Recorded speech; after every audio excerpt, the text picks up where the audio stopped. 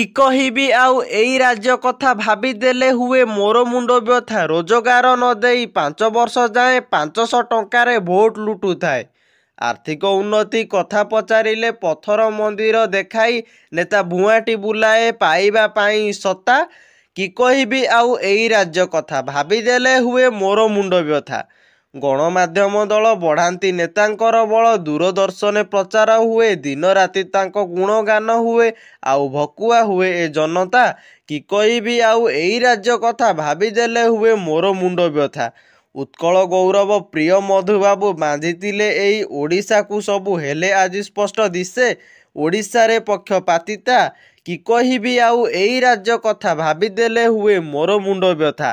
तेणु जाग्रत हुओ मो भाई भौणी पूर्वपुरुषंक ठारे आमे ऋणी। एई ऋण को सुझिबा सचेतन हेबा बुझी विचारी मतदान करी रखिबा गणतंत्रर सत्ता।